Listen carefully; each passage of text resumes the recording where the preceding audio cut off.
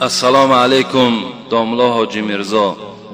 اگر در نکاح دست بالای دست باشد چی زیان دارد؟ یعنی نکاح وقتی که نکاح صورت میگیرد در خانه کدام از مسلمان های ما و شما، بعدن همونجا مردم تکلیف میکنند که دست ها را راست مانید، یعنی بالای زانو هاتون در راست مانید، نه جنبین نه خندین، دیگر اینا دروغ هستند. دست ها چی در بالای پا باشد چی در زمین باشد اینا یگان اهمیت ندارند در نکاح. برادرای عزیز ندارند، اینها هیچ معنی ندارند. دست در بالای دست نباشد برای چی؟ برای که نکاح قلف میشید است، برای که مثال همین بچه نکاحش مثال عاقبت زندگیش ویران است وقتی اگر دستی ما در بالای دستم باشد. اینا دروغ هستند. برادرای عزیز حتی در نکاح میگن که قلنفر نیارین که زندگی آدم تیز میشود، زندگیش ناخوب میشود، زندگیش دیگر. باور کنید اینا ضعیفی ایمان ما و شما را نشان میدن. اینا یک سفسطه های هستند که در همین دین ما و شما داخلشان کردگیند. باور کنید کدام بگیم یگان کثافت و بدبخت جایگیر کردگی است.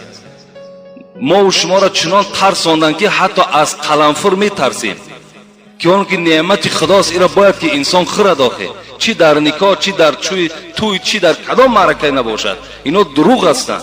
اینا را باور نکنید.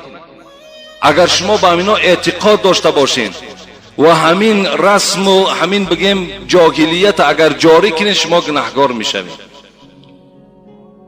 اینا دروغ هستند، باور نکنین. همان برادرایی که مثال نکاح میبندن و میگویند که دستات باید روی دست باشد و دیگر باشد، اونا از همه مهمترین همین که همون شو عروس پرسن نماز میخوانی یا نه. نکاحی که مثال عاقبتش اگر بخواهد که نیک باشد، زندگی که اگر خواهد که عاقبتش خوش باشد، از همون جوان دختر و جوان پسر بپرسن که تو نماز میخوانی یا نمیخوانی. این ضلول است. اون دادن قلنفر و دست در بالای دست گذاشتن و دیگر این سوزن زدن اینها همه دروغ هستند. اینا را باور نکنید. اینا فقط از همون فتواهای زنکای هستند. همون مردهای زنکلانی که همون زنهاشون همین وظیفه را در گردنشون میگذارن انا از همونا پیدا شده است. اینا را شما اهمیت ندید. نگذارین همون زنهایی که در پیش شما آمده پشت همون کستون و مثال همون بگیم لباس شما را سوزن میزنن. اینا معنی ندارن، شما را گناهکار میکنن. در کدام کتاب است همین؟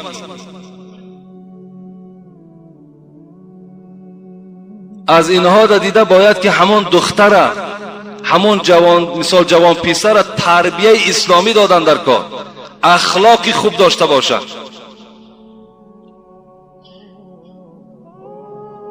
اینا ضرورتر هستند در نکاح، نه اینکه دست بالای دست ماندن و دیگر مثال جاهلیتی که در همون شب نکاح انجام می‌یابد.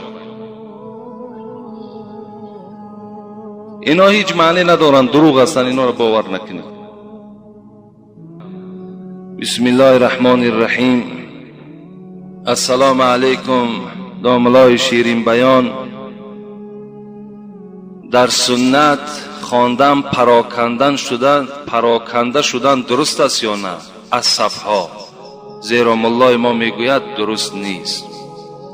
یعنی وقتی ما و شما فرض میخوانیم، کدام فرض نماز نباشد، چی فرض جمعه باشد، چی فرض پیشین باشد، چی فرض عصر باشد، ثواب و سنت همین است که در حال جایهای خود عوض کنیم. این ثواب است و سنت است. فقط جمع شدنی یعنی راست بودنی صف، پر بودنی صف فقط برای نماز فرض است و خلاص. برای سنت اگر شما صف کشین و در صف راست کنین برای سنت، نماز همه کراهیت دارد، مکروه است. در نماز سنت هیچگاه باید صف راست نباشد و صف نباشد، باید همه پراکنده باشد. سنت انا همین است. اون ملا صد نامعقول کرده است. ملا از هوا گفت است مولا اگر پسترین کتاب همین شرح گوری را مختصر تماشا کند، در همون در باب سنت ها میگوید که حتی که سنت در مسجد خواندن خودش مکروه است. سنت باید در خانه خوانده شود و در مسجد که آمدیم باید که جایهاتان، مثال چی قدر میگوید صاحب کتاب که اگر جایها را عوض کنیم و جایهای سجده چی قدر زیاد باشد، همون قدر برای خود شاهد در روز قیامت تیار میکنه.